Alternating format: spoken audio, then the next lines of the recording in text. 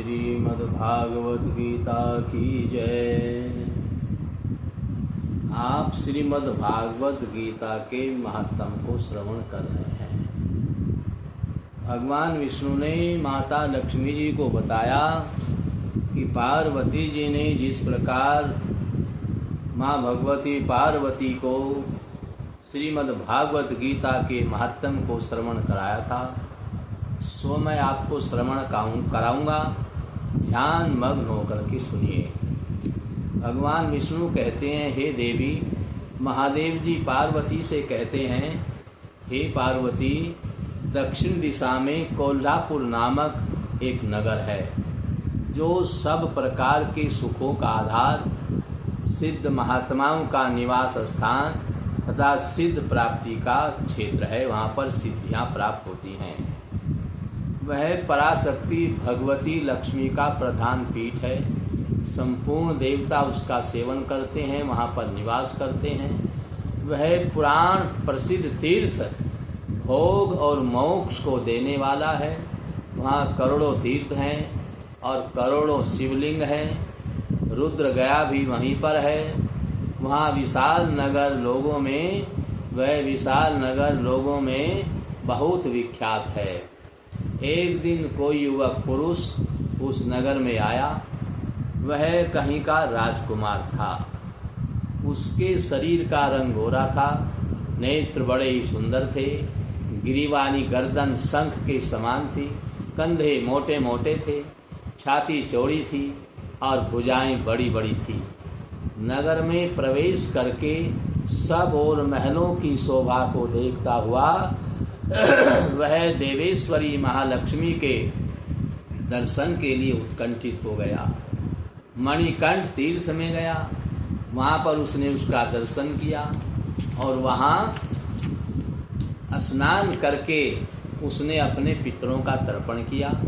फिर महामाया महालक्ष्मी जी को प्रणाम करके भक्ति पूर्वक उनका स्तवन प्रारंभ कर दिया। राजकुमार बोला, हे भगवती, जिसके हृदय में असीम दया भरी हुई है, जो समस्त कामनाओं की देवी तथा अपने कटाक्ष मात्र से सारे जगत की सृष्टि, पालन और संहार करती है, उस जगत माता महालक्ष्मी की जय हो। जिस शक्ति के सहारे उसी के आदेश के अनुसार परमेष्टि ब्रह्मा जी सृष्टि की रचना करते हैं, भगवान अच्युत जगत का पालन करते हैं तथा भगवान रुद्र अखिल विश्व का संहार करते हैं। उस सृष्टि, पालन और संहार की शक्ति से संपन्न महाभगवती पराशक्ति का मैं भजन करता हूँ। कमले, योगीजन तुम्हारे चरण कमलों का चिंतन करते हैं। कमलालये, तुम अपनी स्वाभाविक सत्ता से ही सारे यानी हमारे सारे समस्त इंद्रिय गोचर विषयों को जानती हो। तुम ही कल्पनाओं के समूह को तथा उसका संकल्प करने वाले मन को उत्पन्न करती हो। इच्छा शक्ति, ज्ञान शक्ति और क्रिया शक्ति, ये सब तुम्हारे ही रूप हैं। तुम परासम्मित यानी परम ज्ञान रूपिणी हो। तुम्हारा स्वरूप निष्कल, निर्मल, नित्य, निराकार, निरंजन, अंतरहित, आतंक शून्य, आलम्बहीन तथा निरामय है। हे देवी, तुम्हारी महिमा का वर्णन करने में कौन समर्थ हो सकता है, जो खट चक्रों का भेदन करके अंतःकरण के 12 स्थानों में विहार करती है। अनाहत, ध्वनि, बिंदु, नाद और कला, ये जिसके स्वरूप हैं, उस माता महालक्ष्मी को मैं प्रणाम करता हूँ। हे माते, तुम अपने मुख रूपी पूर्ण चंद्रमा से प्रकट होने वाली और अमृत राशि को बहाया करती हो। तुम ही परा, पश्यंती, मध्यमा और वैखरी नामक वाणी हो। मैं तुम्हें नमस्कार करता हूँ। हे देवी, तुम जगत की रक्षा के लिए और अनेकों रूप धारण किया करती हो। अंबिके, तुम ही ब्राह्मी हो, तुम ही वैष्णवी हो और तुम ही महेश्वरी शक्ति हो। वाराही, महालक्ष्मी, नारसिंही, ऐन्द्री, कौमारी, चंडिका और जगत को पवित्र करने वाली लक्ष्मी, जगत माता सावित्री, चंद्रकला तथा रोहिणी भी आप ही हैं।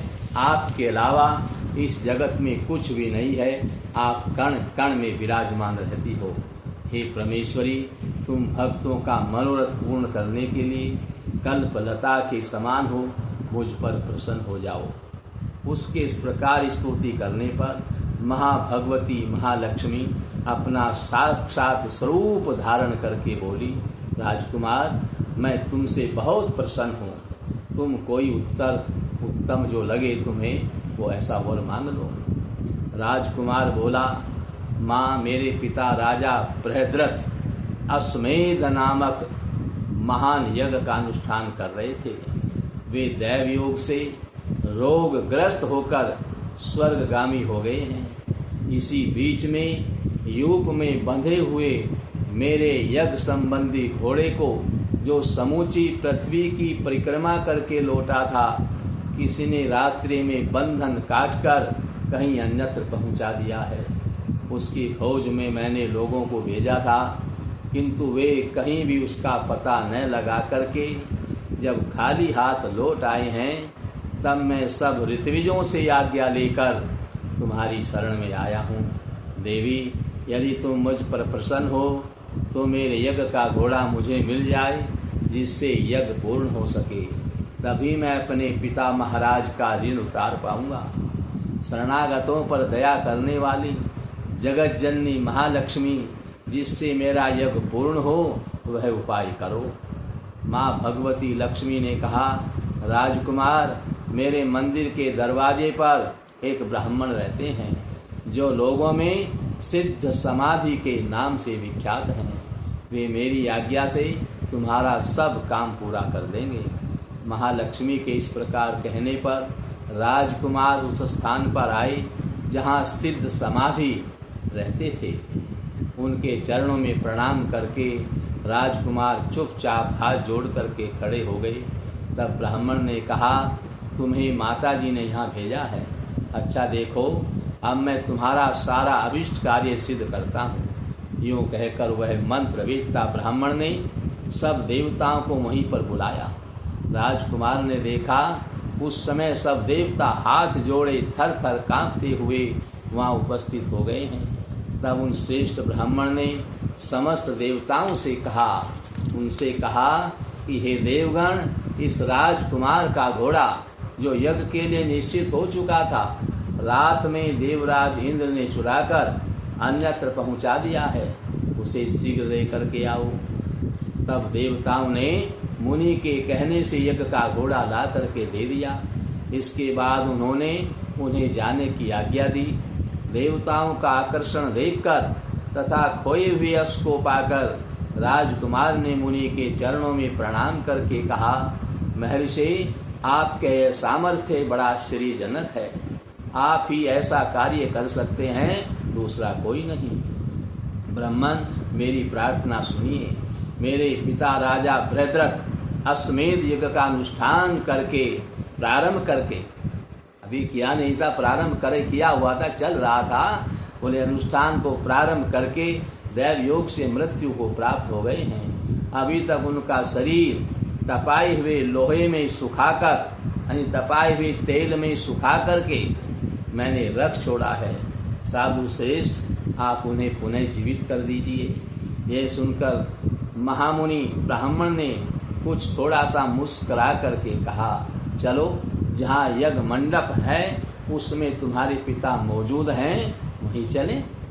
तब सिद्ध समाधि ने राजकुमार के साथ वहाँ पर जाकर के जल अभिमंत्रित किया और उसे उस शव के मस्तक पर रखा। उसके रखते ही राजा सचेत होकर के उठ बैठे। फिर उन्होंने ब्राह्मण को देखकर पूछा, धर्म स्वरूप आप कौन हैं? तब राजकुमार ने महाराज से पहले का सारा हाल कह सुनाया। राजा ने अपने को पुनः जीवन दान देने वाले ब्राह्मण को नमस्कार करके पूछा, ब्राह्मण, किस पुण्य से आपको यह अलौकिक शक्ति प्राप्त हुई है?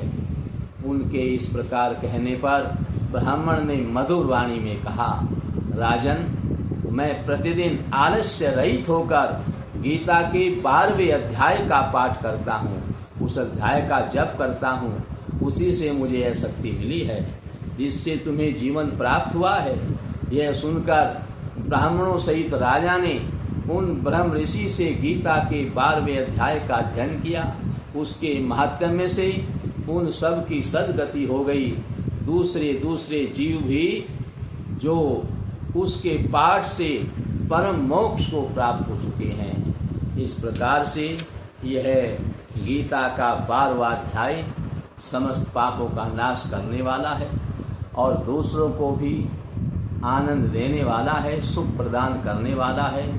इसलिए श्रीमद् भागवत गीता के 12वें अध्याय का प्रतिदिन जप पठन पाठन करना चाहिए, जिससे स्वयं भी सुखी रहें और सबको भी सुख प्रदान कर सकें। बोलिए श्रीमद् भागवत गीता की जय।